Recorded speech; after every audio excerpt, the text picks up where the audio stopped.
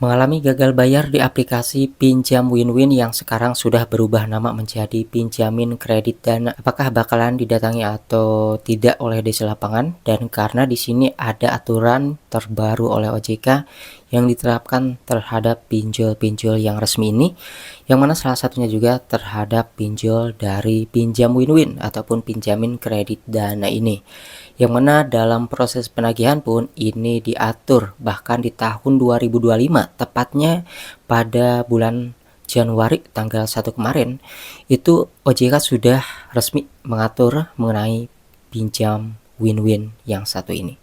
Nah, maka dari itu di sini kita harus ketahui juga bahwa ketika dalam segi penagihan, di sini si Desa Lapangan ini tidak seperti biasanya ketika melakukan penagihan lewat telepon. Itu tidak diperbolehkan lagi menagih lewat kontak darurat. Nah, biasanya kan kita menambahkan kontak darurat ini adalah kontak saudara, adik, ataupun kakak ya. Nah, sekarang mereka sudah tidak bisa melakukan penagihan lewat kontak darurat, entah itu saudara atau apalagi teman-teman yang ada di kontak kita.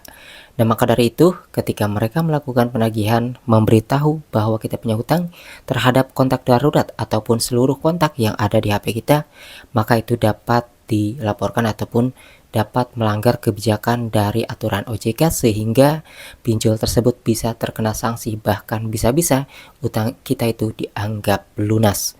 Dan maka peraturan-peraturan seperti ini tuh harus kita ketahui ya, bahwa gak boleh tuh pinjol itu menagih lewat kontak darurat dan juga lewat kontak-kontak yang ada di HP kita. Bahkan di sini dalam segi penagihan pun itu tidak memperbolehkan keluar alamat yang sudah terdaftar di aplikasi pinjaman tersebut.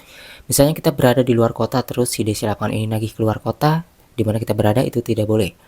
Hanya diperbolehkan menagih ke rumah, dan itu pun dibatasi waktunya hari Senin dan hari Sabtu aja. Senin ke Sabtu ya, Senin, Selasa, Rabu, Kamis, Jumat, Sabtu, dan hari Minggu itu sudah dapat dipastikan tidak bakalan didatangi. Bahkan mulai dari jam 8 pagi hingga jam 8 malam itu adalah waktu-waktu yang diperbolehkan melakukan penagihan.